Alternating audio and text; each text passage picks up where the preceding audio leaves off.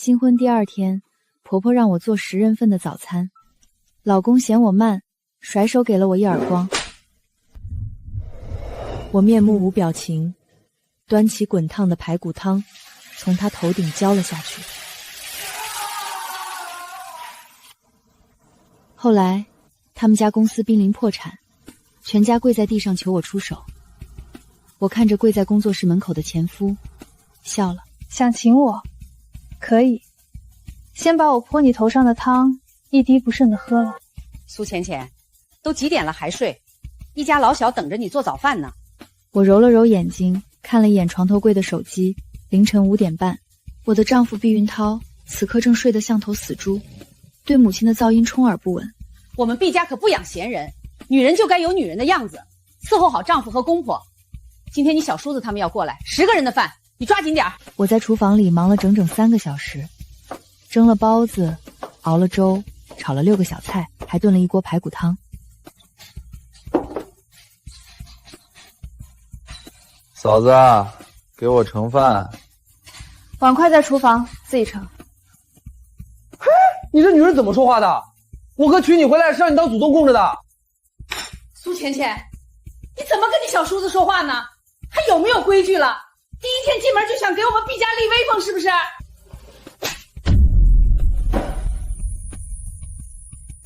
我缓缓转过头，看向动手的我的新婚丈夫毕云涛。不懂规矩是吧？我妈说你2句，你还敢顶嘴？让你给我弟盛个饭是看得起你，给脸不要脸的东西！全家人都看着我，眼神里是看好戏的冷漠和快意。在他们眼里，我就是一个花钱买回来的，可以随意打骂的物件。我捂着脸，感受着那股钻心的疼痛，然后我笑了。在所有人错愕的目光中，我缓缓走到餐桌旁，端起了那锅还在翻滚冒泡的排骨汤。你笑什么？被我打傻了？还不快给我弟道歉，再给我妈跪下认错！我走到他面前，他还在用那副高高在上的眼神瞪着我。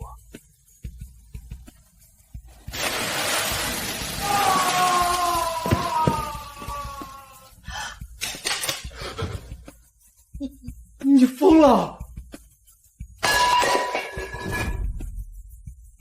这一耳光，我还给你。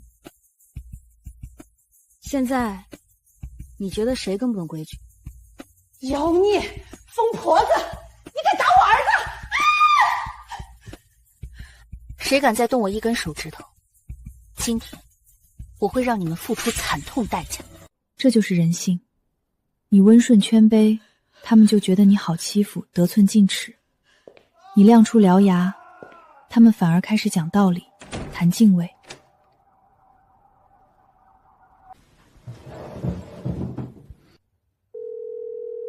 苏老师，您终于开机了，您再不联系我都要报警全球寻人了。孙律师，帮我办2件事儿。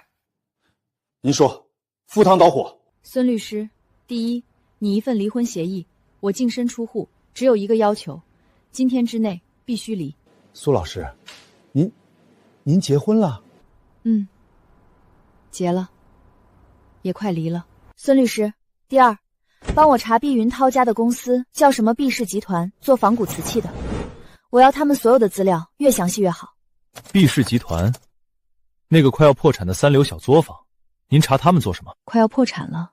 我愣了一下，随即笑了，这可真是有趣。别问了，去办吧。另外，帮我订一间4季酒店的总统套房，我待会儿就过去。再见了，毕云涛，再见了，我那可笑又短暂的婚姻。当我拉着行李箱打开卧室门时，客厅已经空了，想必是陪着他们的宝贝儿子去医院了。也好，省得我再费力气。我连头都没回，关上门的那一刻，仿佛隔绝了2个世界。一个是我妄想的充满油烟味的平凡人间，一个是我本该属于的真实而清冷的世界。我苏浅浅回家了。苏老师，您要的东西都在这里了。我一边用冰袋敷着脸，一边翻看文件。毕氏集团主营高放古瓷器生意，曾经也风光过，但随着技术停滞不前，加上经营不善，近几年已经是在破产的边缘疯狂试探。最近他们更是惹上了一个天大的麻烦。很不幸，他们搞砸了，烧了10几窑，没一件成品能看的，不是釉色不对，就是开了不该有的纹片。报应来得可真快。苏老师，您笑什么？没什么，觉得这故事挺有意思。离婚协议呢？在这里。按照您的意思，您净身出户，财产全归男方。不过，苏老师，恕我多言，根据婚姻法，您婚后……不用了，我嫌脏。碧云涛涛那边我已经联系过了，他和他母亲在电话里破口大骂，说绝不离婚，还要告我产生肢体冲突。哦，那正好，脸上的伤就是证据。告诉他们，要么今天签字离婚一拍两散，要么我就去验伤告他伤害行为，再把他们公司那些偷税漏税合同诈假的烂事捅出去，让他们选。另外还有一件事儿，可能跟你有关系。说。刚才我动用关系查毕家的时候，无意中发现他们最近在极度迫迫地寻找一个人。找谁？找一个代号叫素手青金的古董修复大师。他们找素青金做什么？我打听到，他们惹上的那个顶级富豪是晨星集团的董事长叶老先生。叶老最近身体不好，唯一的念想就是修复一件他太太留下的遗物。一幅破损的宋代瓷瓷画卷《瑞鹤图》，据说那幅画当年在一场大火里被烧毁了1/3，是叶老一生的心病。他放话出来，谁能找到苏手青金，并说服他出手修复，晨星集团未来3年的所有项目都优先跟谁合作。晨星集团未来3年的所有项目，这块蛋糕足以让任何一个濒临破产的公司起死回生，甚至一飞冲天。难怪毕家会如此不顾一切。我算是明白他们那笔仿制汝窑的订单是怎么来的了，他们根本就没有那个能力，不过是想借此搭上叶老这条线。现在搞砸了，唯一的救命稻草就是找到我，让我去修复那幅画。我靠在沙发上，只觉得这个世界真是小得可笑。我费尽心机想要逃离的圈子，却在我最狼狈的时候，以这样一种荒诞的方式重新找上了我。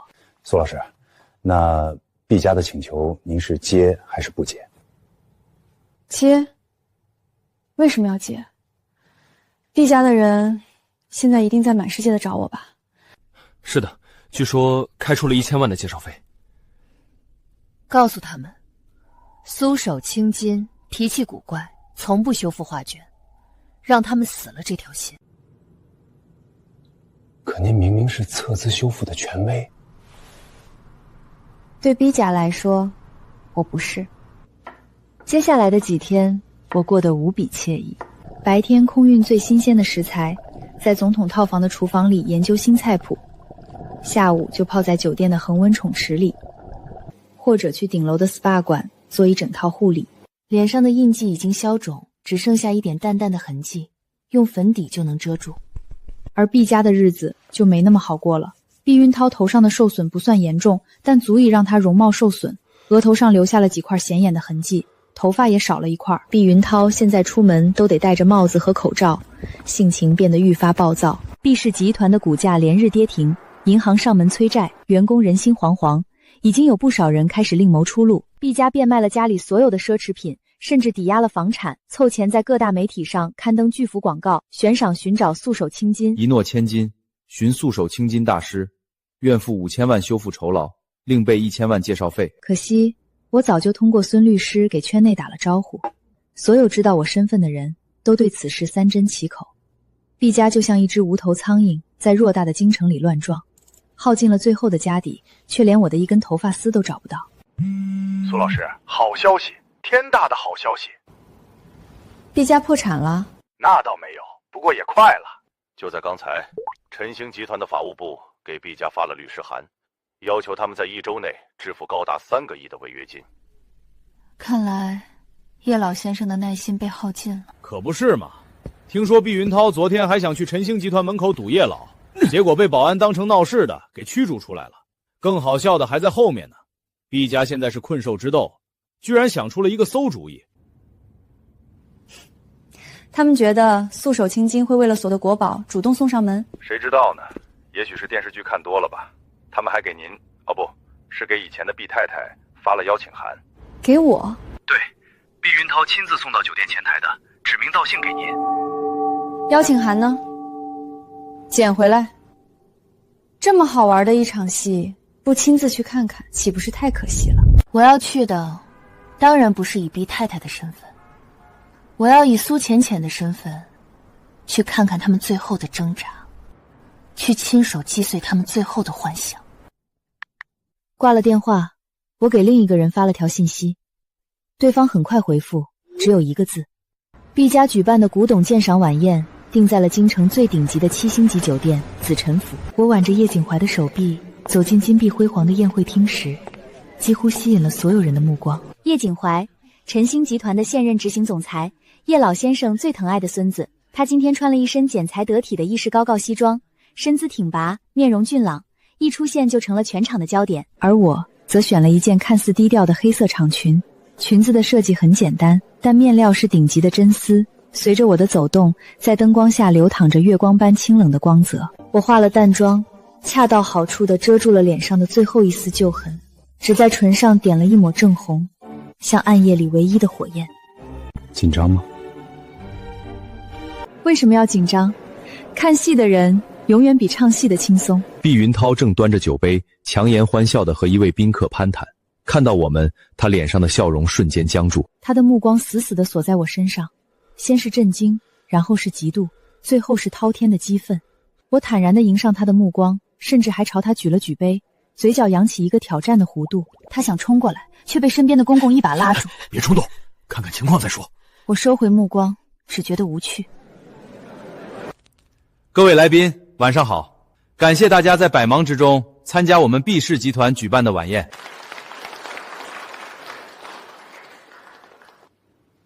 今天我们不仅准备了美酒佳肴，更要为大家展示一件足以载入史册的国宝级珍品。我知道最近外界对我们毕氏集团有很多不好的传闻，但今天我要用事实告诉大家，我们毕家还没倒。这就是我们毕家耗尽3代心血收藏的宋代官窑青釉重饰瓶。天啊，真的是官窑！这釉色，这开片，绝对是真品。没想到毕家还有这种宝贝，看来传闻有误啊。这尊魁饰瓶是我们的传家之宝，但为了我们毕家的未来，为了能请到传说中的素手青金大师，我们愿意将它作为报答赠予大师。素手青金大师，如果您在现场，如果您能听到我的声音，请您现身，我们毕家需要您，整个华夏的文物修复界也需要您。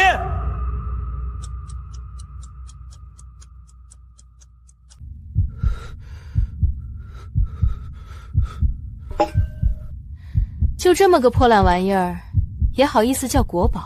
苏浅浅，你胡说八道什么？这里有你说话的份吗？保安，保安呐，把这个闹事的人给我赶出去，他就是来搅局的。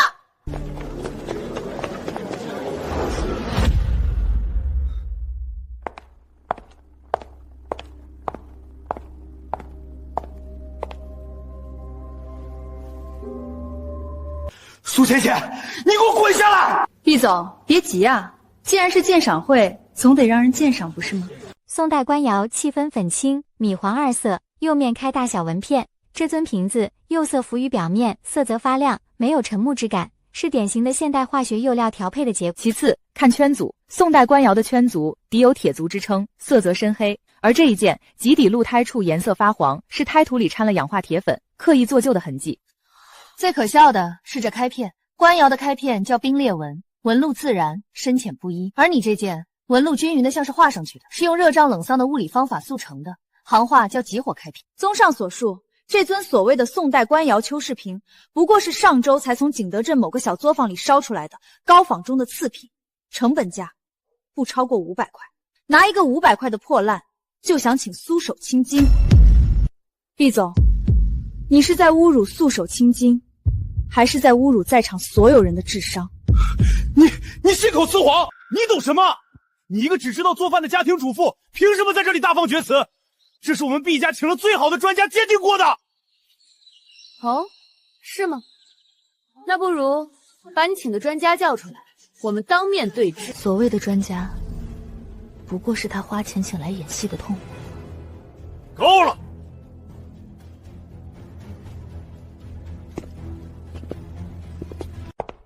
小姑娘，你说这瓶子是假的，可有凭证？我的眼就是凭证。哈哈哈哈哈哈！好一个我的眼就是凭证。毕云涛，我再给你最后一次机会，这瓶子到底是真是假？叶老，我拖出去！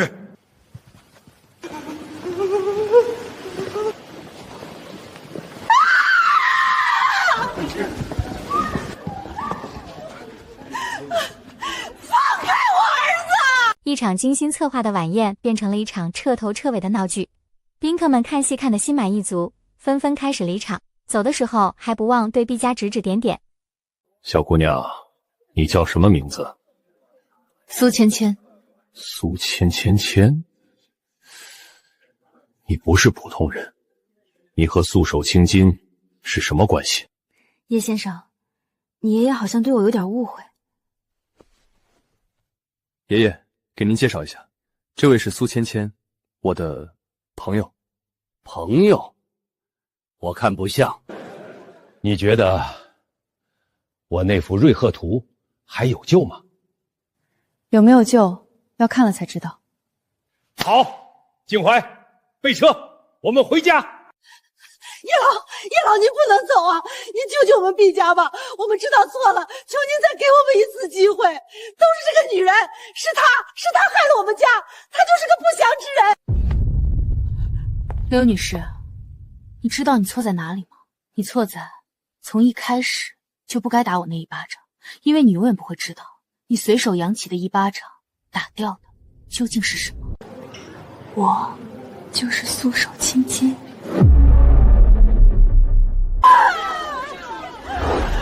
坐上叶家那样加长版的劳斯莱斯时，刘兰花那张失魂落魄的脸还在我脑海里挥之不去。我想她大概需要很长一段时间来消化这个事实，一个被她当作保姆呼来喝去，可以随意慢待的儿媳妇，竟然就是她全家跪求都求不到的救命稻草。世界上还有比这更讽刺的事情吗？车内的气氛有些安静。所以你真的是素手青金？你猜？我猜是能让我爷爷都另眼相看，能一眼看穿毕家的骗局，还能说出那番话的人，除了传说中的素手青金，我想不到第二个人。而且只有这个身份才能解释你为什么会嫁给毕云涛那种人。哦，怎么解释？因为你在躲你的盛名，躲那些无穷无尽的请求和纠缠。你想过普通人的生活，所以你找了一个看起来最普通的男人，藏起了自己所有的光芒。可惜你挑错了人。都过去了。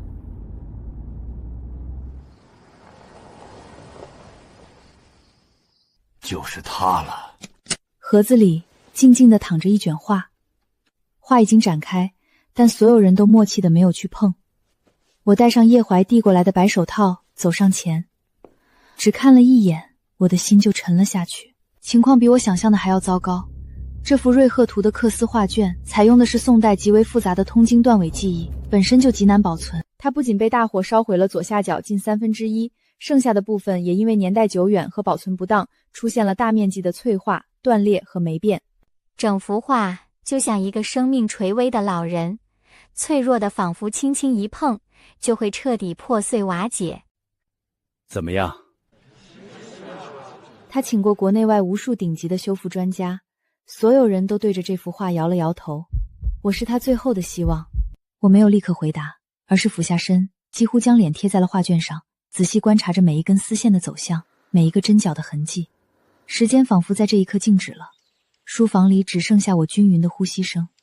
良久，我才直起身，摘下了手套。很难。罢了，也是我强人所难。但不是没有可能。你说什么？我说能修，但是我有3个条件。别说3个，300个都行。第一，修复期间我需要一个绝对安静、无菌、恒温恒湿的工作室，所有的设备和材料都必须用最高规格的。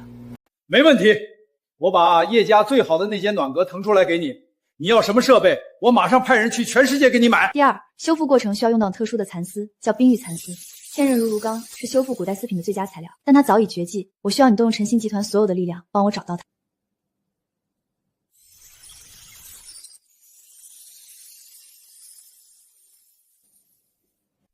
我知道一个地方或许有，西南边境有一个与世隔绝的村寨，他们世代养蚕，或许保留着最古老的品种。我明天就派人过去。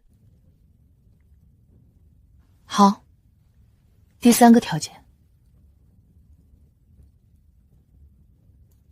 我要毕家彻底消失。苏小姐，毕家的事，我爷爷已经……我知道叶老先生已经让毕云涛失去一切生命，让毕氏集团陷入重围，但这些还不够。我要的不是让他们破产，而是让他们从这世间彻彻底底地抹去所有关联。没有人再记得毕氏集团，没有人再提起毕云涛这个名字。我要他们像从未存在过一样，被抹去所有的痕迹。你和毕家究竟有什么恩怨？他打了我一巴掌。好，我答应你，别说一个毕家，就是10个毕家，只要你能修好这幅画，我都能让他们在京城彻底销声匿迹。多谢叶老。但是你也要向我保证，必须尽你100%的全力。这幅画对我太太意义重大。我会的。从这一天起，我正式住进了叶家。叶老先生果然信守承诺，将庄园里环境最好、最僻静的一处暖阁改造成了我的专属工作室。德国进口的无影灯，瑞士定制的显微镜，日本特用的修复工具，各种我只在图册上见过的顶级设备，像不要钱一样源源不断地被送了进来。而我也正式开始了修复瑞鹤图的漫长工作。第一步，清晨，这是最基础也是最考验耐心的一步。我穿着白色的无菌服，戴着口罩和手套，用最细软的羊毫笔一点一点地将积在画卷上数百年的灰尘轻轻扫去。苏浅浅的动作极轻极慢，生怕一不小心就会对脆弱的画身造成2次损耗。叶景恒偶尔会隔着工作室的玻璃墙静静地看我工作，他从不进来打扰，只是站着，一看就是一下午。不忙吗，叶总？看你工作比签几百亿的合同有意思多了。对了，你让我找的东西有眉目了？找到了。冰玉蚕丝还不能确定，这是先遣队从那个村寨里带回来的样品。他们说这种蚕非常娇怪，离开当地的水土就无法存活。我已经派了最好的专家团队过去，希望能就地建成一个养殖基地。我捏着那一小撮蚕丝，感受着它非同一般的韧性和质感，心里的大石落下了一半。只要有了它，修复工作就成功了50%。谢谢你。是我该谢谢你，苏浅浅，你知道吗？你工作的时候像在发光。我的心漏跳了一瓢。修复工作有条不紊地进行着，清晨、固色、接补、补饰，每一道工序都繁琐而复杂，需要极度的专注和耐心。我几乎是吃住都在工作室里，把自己完全沉浸在了这幅古画的世界里。我仿佛能看到数百年前的那个宫廷绣娘啊，坐在窗前，一针一线将她的巧思和才情织入这片小小的天地。我也能感受到那场无情的烈焰是如何侵蚀了她的心血，留下了这永恒的遗憾。而我现在要做的，就是替她，也替叶老先生弥补这个遗憾。苏老师，毕家那边有新动静了。说，毕氏集团的资产清算已经进入尾声，下周就要公开拍卖了。不过毕云涛好像是受了刺激，精神有点不正常了。他现在每天就穿着一身破烂，守在4季酒店门口，见人就说他老婆是素手青金，说他要带他老婆回家，酒店保安赶都赶不走，跟失了神一样。还有刘兰华，他现在也逢人就说他儿媳妇是国宝级大师，是叶家的座上宾，说等他儿媳妇修好了画，叶家就会帮他们东山再起。我沉默了，我能想象到那个画面，一个疯了，一个傻了，他们终于活成了自己最瞧不起的样子。苏老师，您说他们这是不是报应？我没有回答。是因果吗？或许是吧，但我心里却没有一丝一毫的快感，只有一片麻木的寂寥。看你一天没出来，给你送点吃的。我亲手炖的。怎么不相信？我以前在国外留学的时候，可是我们那栋楼的厨师。鸡汤的香气弥漫开来，冲淡了工作室里清冷的药水味。我拿起勺子喝了一口，味道出人意料的好。西南那边传来消息了，冰玉蚕的养殖基地已经建好，第一批蚕丝正在空运过来的路上，预计后天就能到。太好了！还有一件事，B4集团下周拍卖，你要去看看吗？去，为什么不去？毕竟我也算是 B 家的债主之一，不是吗？我要去亲眼见证那个曾经让我遭遇不快回忆的地方是如何一步步迎来它终局的。我要去为我那段短暂而纠葛的过往画上一个最完美的句号。毕氏集团的资产拍卖会在一个阴雨绵绵的下午举行，地点选在了一个小小的拍卖行里，与当初鉴赏晚宴的奢华形成了鲜明的对比。毕氏集团办公楼起拍价3000万，毕氏集团名下所有专利技术打包拍卖，起拍价500万。毕氏集团景德镇窑厂起拍价800万。曾经估值几十亿的集团，如今被拆分得七零八落，以一种屈辱的方式贱卖给了不同的人。直到拍卖师拿出最后一件拍品。最后一件拍品是原毕氏集团董事长毕云涛先生的私人收藏，一尊仿宋代官窑青釉孔式瓶，起拍价500元。500块，买回去当花瓶都嫌丑。这不是前几天晚宴上那个国宝吗？怎么沦落到这个地步了？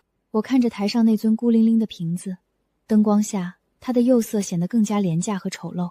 就是为了这么个东西，碧云堂赌上了整个家族的命运，最后输得一败涂地，何其可悲！500块一次，500块2次，我买！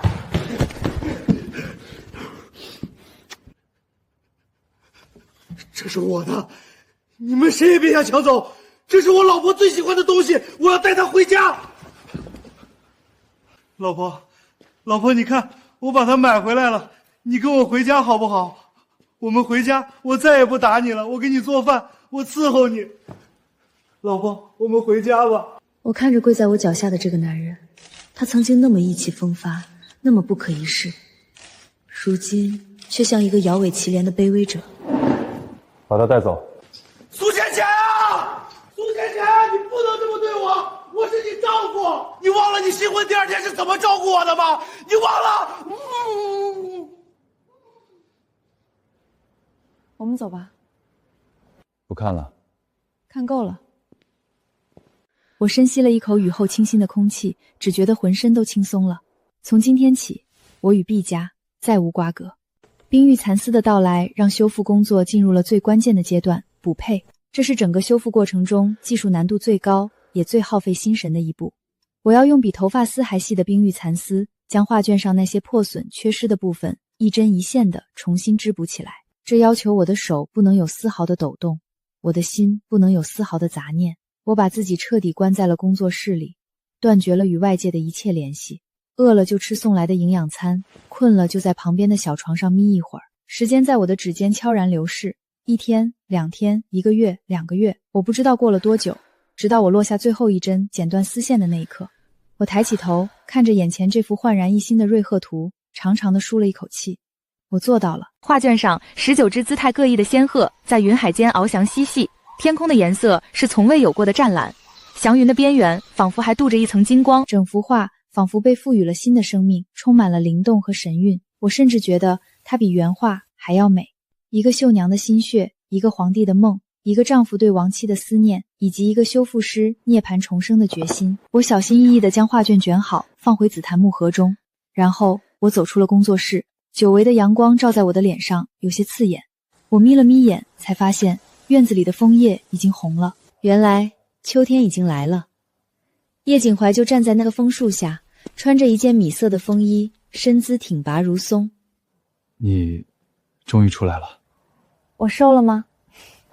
瘦了，也更美了。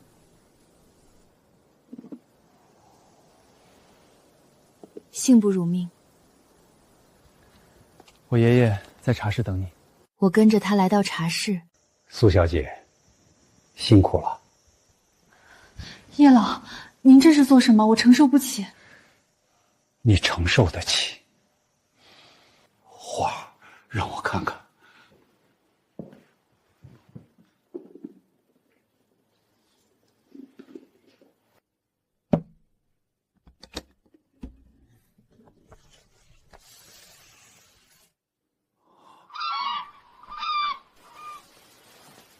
阿贤，阿贤，你看到了吗？他回来了。苏小姐，你的那恩情我们叶家没齿难忘，我已经做到了。从今天起，京城再无毕氏集团。至于你个人的前程，你有什么打算？是想继续做苏手青金，还是……我想先放个假，去一个没人认识我的地方，好好睡一觉。哈哈哈哈，好，应该的。叶锦怀，你来安排，务必让苏小姐玩得开心。想去哪儿？去海边吧，我想看日出。好，那就去我的私人岛屿，那里的日出是全世界最美的。我看着他，突然想起了我们第一次见面时，他也是这样看着我，笃定地说：“我就是素手青金。”这个男人好像总能轻易地看穿我的一切，或许被看穿也并不是一件坏事，尤其当看穿你的人眼神里满是欣赏和温柔时。